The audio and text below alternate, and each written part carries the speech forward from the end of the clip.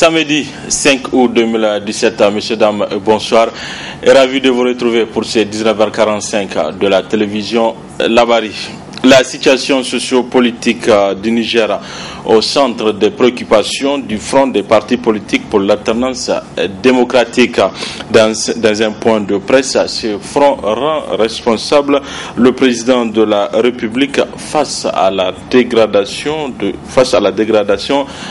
la situation. C'est dans un compte rendu signé Hassan Saleh Mustafa. L'évolution de la situation au plan social et politique au Niger devient de plus en plus inquiétante et interpelle le front des partis politiques non affiliés pour l'alternance démocratique. Ce front demande aux députés nationaux de prendre leurs responsabilités pour amener les autorités à respecter la Constitution. Le refus par les autorités de la 7e République d'organiser les élections locales, ça constitue une entrave au processus démocratique. Parce que le respect des délais électoraux est un critère qui permet la classification des pays en fonction des respects des valeurs démocratiques. Et très malheureusement, le Niger s'avère, n'est-ce pas, comme un pays qui ne respecte pas non seulement les délais électoraux, mais également les engagements pris devant les partenaires extérieurs et également devant le peuple souverain nigérien. Nous nous sommes retrouvés dans un pays où, par décision arbitraire, des maires se voient soumis aux rigueurs de la loi, quand d'autres, connus notoirement proches du pouvoir, font exactement les mêmes fautes et ne sont pas punis par la loi. Ceci est un des effets qui montre qu'il faut faire les élections lorsque le moment arrive. Et encore une fois, peut-être c'est un rappel, on ne saurait comprendre que des élections présidentielles et législatives aient pu être organisées sur la base d'un fichier électoral et d'un code électoral et qu'aujourd'hui on nous dise qu'elles ne sont pas compatibles. La coalition des partis politiques non affiliés se plaint aussi du manque de dialogue politique au Niger. Le front social dans ces pays est en train de grogner, comme on dit. Et nous constatons le manque de dialogue social qui se justifie d'ailleurs, en tout cas dont la preuve est manifeste lorsqu'il a fallu, pour des raisons qui ne sont pas clairement définies, organiser les tests d'évaluation de nos compatriotes, les enseignants contractuels et autres. Cela prouve encore une fois le manque de vision, la cécité politique, en tout cas, de ces régimes, et c'est absolument regrettable. Nous allons vers une rentrée scolaire dans quelques mois et nous nous posons la question, qu'est-ce qu'il faudra faire lorsque, après ces tests, il y aura en tout cas des milliers d'enseignants qui ne seront plus compatibles? Qu'est-ce que le pouvoir a prévu de faire? Le front des partis non affiliés condamne l'enlèvement de 39 personnes dans la région de Difa par Boko Haram et soutient les forces de défense et de sécurité dans leur mission. On a pris nos filles, nos sœurs et on les a réduites à l'esclavage. Ceci devrait susciter auprès des autorités qui se respectent un sentiment d'indignation qui se voit et qui se proclame.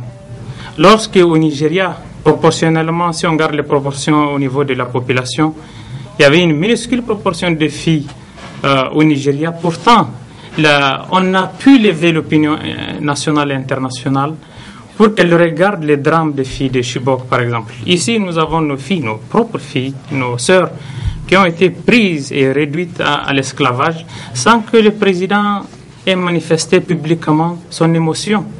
Je crois que nous en sommes convaincus au front des partis politiques non affiliés.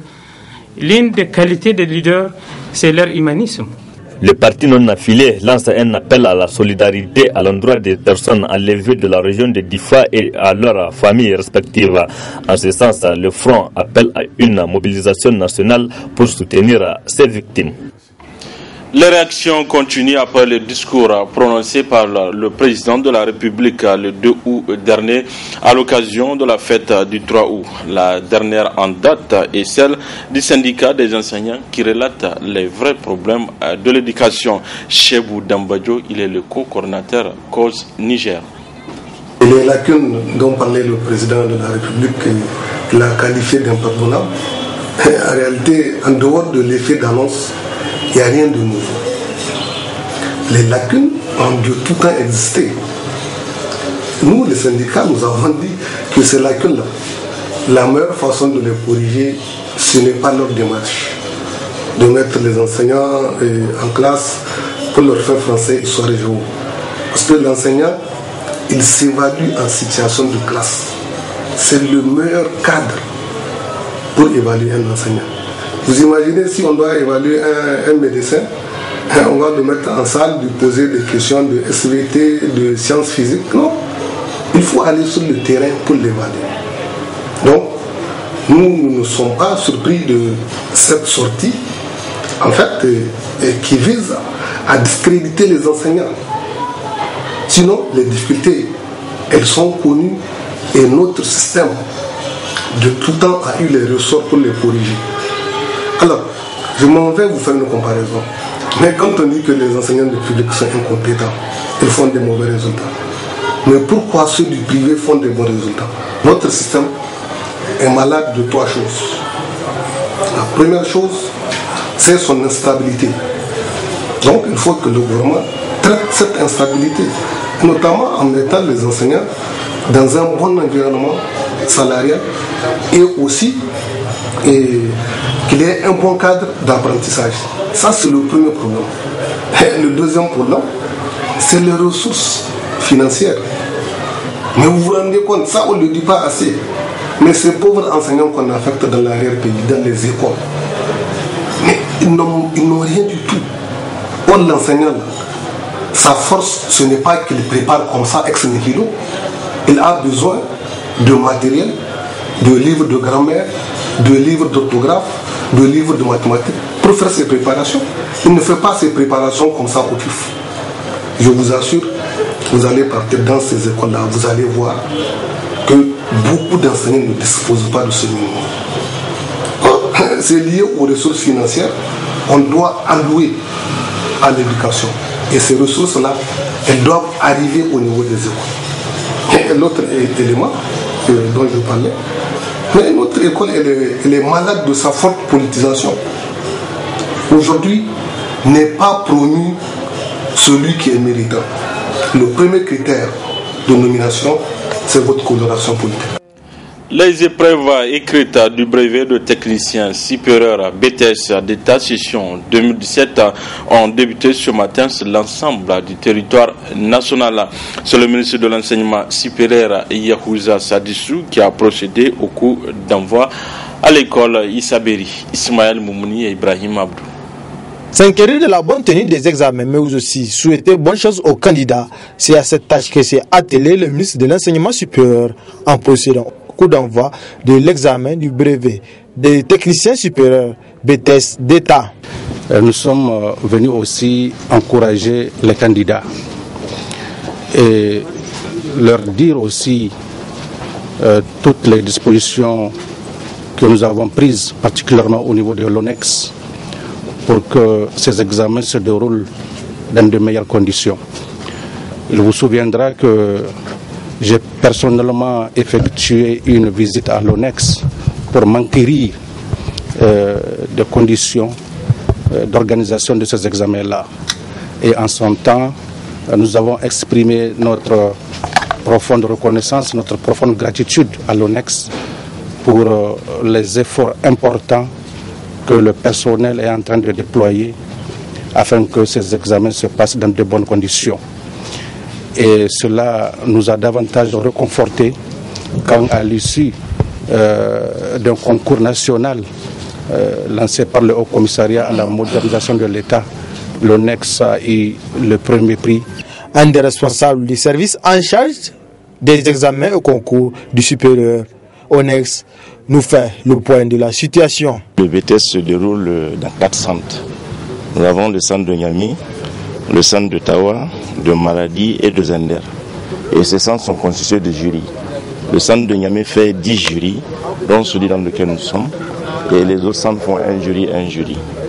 Et nous avons un effectif total de 5408 candidats, répartis dans 18 filières. Bon, Pour Niamey, c'est vrai, à Niamey, il tourne autour de 4100 ou 103, je pense bien, 4103, oui. Bon, vous savez, l'examen du BTS, il y a des épreuves écrites, des épreuves orales et des épreuves pratiques. Par exemple, pour ceux qui font génie électrique, ils donnent des épreuves d'atelier, et génie civil, génie électrique, génie mécanique. Donc après les épreuves écrites de ce table, nous aurons les épreuves orales de langue et puis de matière professionnelle, et ensuite les épreuves pratiques d'atelier. Donc globalement, une quinzaine de jours. C'est avec la technique d'expression française que les 5408 candidats sur l'ensemble du territoire national ont débuté les épreuves écrites du BTS session 2017. Le CS franco-arabe Cheikh Omar Ismaël a servi de cadre ce matin pour la plantation d'arbres, un geste symbolique pour lutter contre la désertification. Asma Osedou et Aboubakar Souley. À l'occasion de la fête de l'indépendance ou fête de l'arbre, le CS franco-arabe Cheikh Omar Ismaël de Taladie a été ciblé par le Parti vert pour la plantation d'arbres. Un choix qui n'est pas un fait du hasard. Cette année, notre contribution va aussi va également à cet établissement. Et comme vous le savez, c'est un effort pour reverdir notre pays. Le Niger étant un pays sahélien qui est confronté au problème de la désertification, nous estimons qu'il faut chaque année planter le maximum d'arbres, les entretenir, et c'est pour les générations à venir. Vous savez que les arbres ont beaucoup d'utilité en termes d'apport d'oxygène, mais également par rapport aux pluies. Partout où vous avez des arbres, c'est là où les premières pluies arrivent. Et lorsqu'il n'y a pas d'arbres, ça veut dire qu'il n'y a aucun signe de vie. Présent à cette plantation d'arbres, l'ancien Premier ministre Mohamed Danda se réjouit de cette initiative. C'est là la vraie philosophie du développement. C'est l'approche qui permet d'inscrire un pays dans la durée. Alors, il est souhaitable que tous les Nigériens prennent conscience. Aujourd'hui, on n'a pas besoin, à mon avis, de sensibiliser qui que ce soit. Les phénomènes climatiques sont en eux-mêmes des éléments qui font toucher du doigt la réalité que nous traversons aujourd'hui. Si jamais les gens ne prennent pas conscience que vraiment le vrai substratum du développement, c'est la protection, la restauration de l'environnement, alors je pense qu'on n'aurait rien fait pour les générations futures. Mon appel, c'est que tous les Nigériens prennent conscience et qu'on s'investisse dans la restauration, la préservation et la protection de l'environnement. Les élèves, eux, s'engagent à entretenir ces arbres plantés. Nous remercions vraiment tous ceux qui ont eu à faire le déplacement et sans pour autant oublier le ministre qui a eu à effectuer son propre déplacement pour venir ici planter son propre arbre. Et vous avez entendu, il a dit qu'Inch'Allah, il va revenir pour voir comment l'état dans lequel est son arbre. Et Inch'Allah, nous, en tant qu'élèves, on a pris la garantie qu'Inch'Allah, tous les arbres plantés ici, on saura comment faire pour garantir l'avenir de ces arbres. Cette initiative doit servir d'exemple pour d'autres structures pour planter d'arbres. Une façon de contribuer à lutter contre la désertification qui menace le Niger. Le volet reportage nous amène ce soir sur la route de Tilaberi vers le quartier Koubia où les camions transportant du gravier causent énormément de dégâts à leurs passagers. Une situation que déplorent riverains et acteurs de la société civile. C'est dans ce reportage signé Ismaël Moumouni. Matériel de construction, le gravier fait partie des éléments indispensables sur un chantier. Seulement, lors de leur acheminement, ces cailloux sont déversés sur les voies, causant ainsi beaucoup de préjudices aux usagers et même les riverains. Gaskiya suna kawo matsala saboda lokacin da akwai yara kankana suna wuciya suna taka su ma wani yaro yana haɗuwa Ces graviers nous causent beaucoup de désagréments. Quand les usagers roulent là-dessus, ces cailloux sont éjectés sur nous avec toutes les conséquences que cela peut engendrer. Et rien qu'hier, un cycliste est tombé, une chute causée justement par ces cailloux.